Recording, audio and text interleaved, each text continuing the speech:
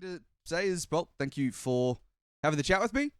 It's always good to hear your insight. I know you've done podcasts and stuff in the past, and it's always good to hear what you've got to say. So I appreciate you taking time away from the boot camp. You can see there's the Shopify stuff behind you. That's obviously where you're at the moment. How's the Yeah, how's the boot camp experience been so far, mate? it's been good. It's been cold. Obviously, coming from Melbourne, what is it, like 28, 30 degrees back home? 32-hour door to door from Melbourne to Canada. So a little bit of a trek. Props to CJ for doing it pretty often. But yeah, going from 30 degrees to then minus 14, a little bit of a temperature. What is that, 6 A little bit of a temperature difference. But it's been good. It's been enjoyable. I think all the boys are looking forward to the boot camp being back in person. We boot camped prior to the kickoff LAN. I think that had a lot of benefit for us. So we didn't boot camp regional 2 and 3. So I think all the boys are looking forward to coming back together for pre-Boston Major boot camp, and it's been enjoyable so far. Yeah, I've seen some vlogs on the Instagram as well. Might have to link that, but Yep, keeping yep, busy over there. I see. You yeah, mentioned absolutely. the kickoff LAN. I wanted to Yep. sort of mention that and also just the other opens because that was obviously all that time ago, almost even last year. If it was before the new year, I can't remember exactly, but um, Yep. how was that experience? First time really being a part of, I guess, the team in a LAN environment for that situation. How's that sort of prepared you, the team as well? I guess heading into the Boston Major. Yeah, it was good. I think going into the kickoff LAN, we've been together probably for like 2 months or so. So going into the LAN, I guess going into the first open, like there was expectations, but I don't think the expectations were quite as high as the results that we achieved in regards to getting the top two.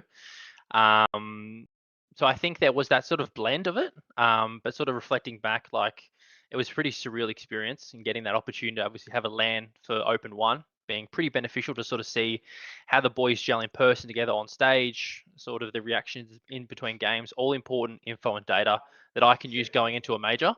But yeah, surreal experience. Like I sort of reflect back all the time, especially to that grand final. 3-1 up against KC. Just looking across at extra, thinking, is this next game going to be the one? Uh, but we'll give them the regional champ titles for now, and hopefully get another regional champ, or get my first EU regional champ in Split Two. You've obviously spent a big chunk of your time in OCE, and I've had a couple people ask me to ask this question, but I was also curious myself. Is there any sort of main differences, main takeaways from the swap between an OCE team heading over to an EU team like this? Um, it's an interesting question, and I think there are probably a couple of key differences, but it's always interesting, I guess, from a coaching perspective. Setting up a team environment for me has been pretty similar to how I've always set up all the teams back home, how I set up Renegades, Elevate, and Chiefs. I pretty much had the same approach towards NIP in terms of team culture and team environment and establishing what that identity looks like for the team. Very similar pathways to sort of creating that. I guess from a player perspective, in terms of coaching OC players and then coaching EU players, I think obviously being within EU, EU ranked, all this, I guess, exposure to a lot more higher ceiling pros. That's obviously going to raise the bar in terms of individual skill level, which has been pretty apparent in terms of things like game sense and decision making. All that sort of has been elevated, I guess, from my perspective in terms of watching scrims and just that constant exposure.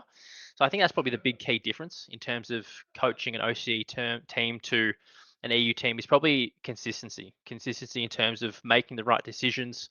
And yeah, I'd probably say that. I mean, that sort of does, I guess, in a way, lead into what I was going to say next. But actually, we'll go through the matchups as I think they're going for you guys. I think you've got 5 fears up first, if I'm remembering correctly. And then NRG, then Power, if that's correct. So Yeah, I think that's right. want to go through sort of each individual matchup, I guess, and get your thoughts on each. So obviously, 5 fears, the SSA seed. Any thoughts, expectations, any predictions for that matchup? Yeah, I mean, we're not going to scrim those guys prior to the major. We are scrimming NRG and Power, though, or have scrimmed. Um, to be honest, every team at a major deserves to be there. There's a reason why they qualified, especially being a a one-team region, SSA. So obviously they're being able to find footing in their region to qualify for Boston. So all due respect to that, that's awesome and one of the key goals for a minor region. No, just joking. Now that we need. But yeah, like not too much, I guess, thought currently. The good old stock standard answer is obviously we're going to back ourselves and just play the way we want to play. And ideally, it should be a pretty cruisy series in my mind. But again, we sort of still can't just go in with this ego thinking that we deserve to deserve to win the series, because you have to earn every series, right? So we still go in, whether it's NRG, whether it's Power, whether it's SSA, we're still going to go in with the same mindset, regardless of the team. Yeah. And I mean, you said, going to go in regardless of what the team you're facing, but is there any, obviously you've said you scrimmed against the other two teams as well. Is there any sort of, you don't need to go into the details of what you'd say to the team, but any differences, any sort of way you'd prepare the team, say, to go against the world champions at the moment? Obviously didn't get the chance to play them at the kickoff LAN. There's probably a couple of key things. Obviously, the stock standard ones is like confidence being such a big driver for any major team, and just being able to backhand the way that you want to play the ball and play yourself on the ball. I think being one of the key things. From scrims, I think just not being hesitant, all those sort of key underlying things is probably what I'd sort of push through from that perspective. But so far from scrims, we're only going to scrim NRG once. We haven't scrimmed Power yet. We're scrimming them tomorrow. But from our first takeaway from NRG, I'll just put it that I'm pretty happy. I'm very happy with how we're looking. And obviously, if we find that form on the major day, then we should be pretty cruisy. About Power, obviously, from OCE yourself, you've coached a couple of the players over there at different points in time as well. Is there any love lost, or is it completely business as usual when you get into the onto the stage for that matchup? To be honest, I couldn't believe the irony of making my first major under an EU banner, and I'm going up against OCE.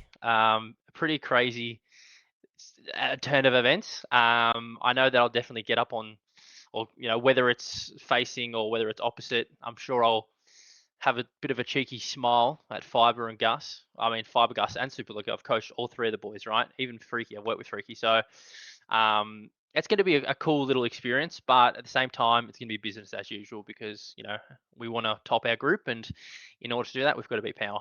If you're wanting to top the group, that's already, I guess, a statement in the positioning you expect for placements at the major. But I did want to say, did want to ask, what's the expectations? How far can NIP go at the major? I think the expectations realistically is baseline top 8.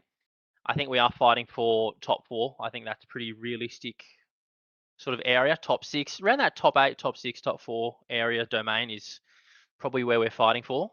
But I think we'll just sort of take each step as it comes and just sort of approach each series as we approach it and work our way through it. We've got a special guest joining us, I suppose, in the background there. You're on video, by the way. All right, so I guess one last question, I suppose, before a couple of fan questions. But out of any of the matchups you could potentially have at the major, is there anyone that you'd like to see, whether it's for the entertainment factor, whether it's for the matchup itself, any matchups across any of the teams that you'd be most excited to have the team play? I would love to see us play Falcons, to be honest. I feel like in scrims we're pretty comfortable against Falcons, so I think I'd like to see how we'd go against Falcons on LAN. I think we'd back ourselves in relatively pretty well. Look at Jaws are in the corner. But yeah, Falcons would probably be my pick for a team that I'd want to play against. Actually, this is a good. I did mean to add this to the list of questions, but I did forget. With obviously a previous connection with your ears, is there is that sort of the link to NIP, or is there is there something else there that the org wanted you, or is that how did that sort of move come about? It was a pretty interesting time or turn of events. Obviously, having worked with Jorios in the past definitely was of my benefit. Sort of knew how he approached the game and his mindset towards the game, especially being such a key leader in the scene.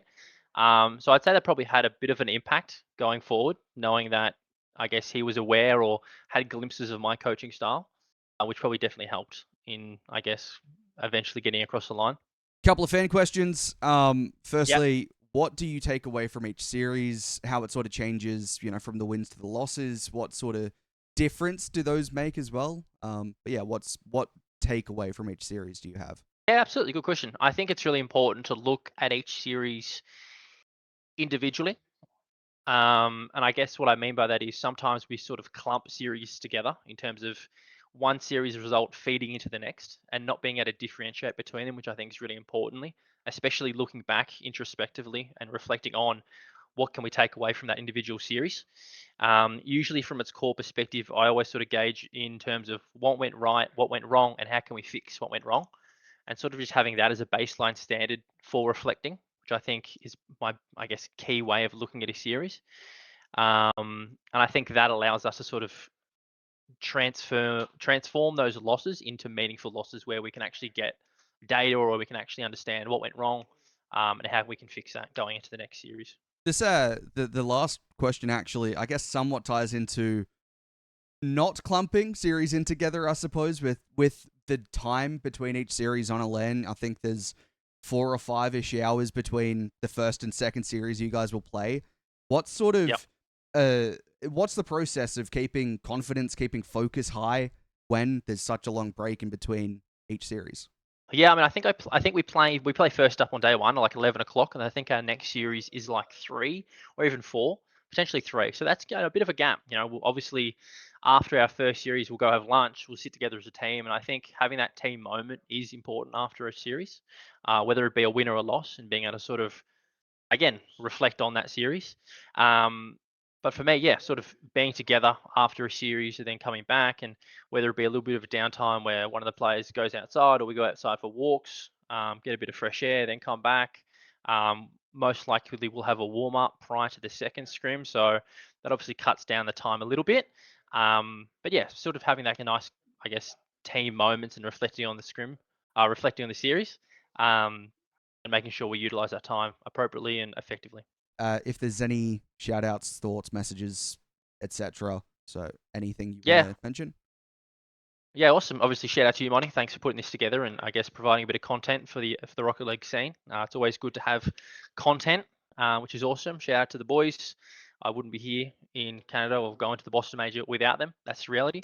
Shout out to Nip, and shout out to all the fans for following us along. And hopefully, you can tune in to every one of our series, give us a bit of support, and hopefully see us on stage as well. Awesome, mate. Thank you very much for your time and best of luck at the Boston Major.